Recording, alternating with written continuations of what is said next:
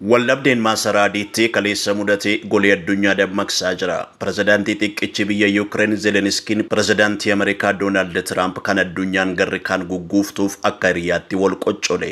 Waraanni Raashiyaa fi Yuukireen waggaa 3 guyyaa 5 lakkaa'ame keessatti dhumaatiin lammiilee hedduuf sababa ta'e addunyaas gara deeffachuutti oofaa jira.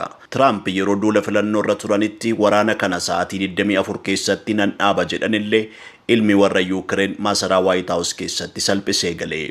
Pirezidaantii Tiraamp ibsa miidiyaa hawaasaa gubbaa baasaniin Zelenskiin Yuunaayitid Isteetiin maasaraa isaa adii keessatti kabaja dhoowwate jechuudhaan komii qaban ibsatan. Miseensi paarlaamaa paartii mormituu Yuukireen tokko ammoo Zelenskiin har'a White House keessatti Tiraampii fi Vaansiin haleellaan irratti raawwatamee jira jettee jirti. Pirezidaantichi bakka uummata Yuukireen hundaa bu'uudhaan dubbataa akka turanis nan amanaa jette. Bulchaan bulchiinsa naannoo Lviv Maksimi Kozitiks ammoo taatee Waashingitenitti ta'aa ture kallattiidhaan dhimmeen hordofaa ture. Ingilaand nama onnee leencaa qabu Riichaard qabdi ture, nuti ammoo nama onnee leencaa qabu Volodimirin qabna jechuudhaan barreesse. Daawwannaan hariiroo dippiloomaasii cimsuuf waliigalteen albuudaa ni mallatteeffama jedhamee eegame sababa waajjira Oval keessatti aariin walitti dubbachuu fi fajoo tureen hin milkaa'in hafee jira. Yeroo isaan wal qoccolaa turan ammoo kutaadhuma sana keessaa fuuldura isaanii miidiyaan guutee ture waan tureef namoonni yeroo jarri sadan aariin wal falmanii fi dubbii afaanitti wal qaban daawwatanii hedduu rifatan. Waliigalteen albuudaa mallattaa'ee hin jiru. Zelenskiin ammoo akka White House gadhiisee ba'u itti himame innis battalatti gadhiisee ba'e. Hooggantoonni Awurooppaa wal dhabdee Tiraampiif Zelenskii irratti deebii kennanii jiru. Ministeerri muummee UK Sir Keir Starmer pirezidaantii Tiraampii fi pirezidaantii Zelenskii waliin dubbatanii jiru. Yuukireeniif ammoo deeggarsa hin mixxiqne isiniif qabna jechuudhaan dubbate. Kana malees birmaddummaa fi wabii nageenyaa Yuukireen karaa eegeen karaa nagaan waara'atti argamu irratti wanta danda'u hunda akka godhus itti hime.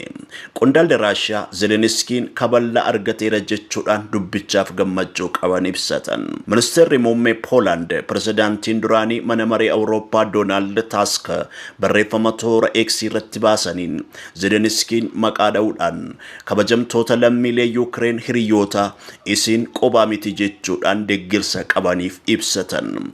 Waa'ee wal dhabdee Tiraampiif Zelenskii jidduutti mudate kana osoo Poorchugaal jiranii kan gaafataman pirezidaantiin Faransaay Emmanuel Macron miidiyaa Faransaaytti akka himanitti Raashiyaan weerartuudha jechuudhaan uummanni Yuukireen warra haleellaan irra ga'aa jiru ta'uu ibsan.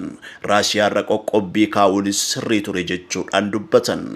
Seneetarri USA wal dhabdee White House booda Zelenskiin akka aangoo gadhiisuuf gaafatee jira. Ministeerri dhimma alaa Yuukireen gootummaa fi cimina Zelenskii faarsan. Zelenskiin yeroo afur Tiraampii fi USA galateeffatan.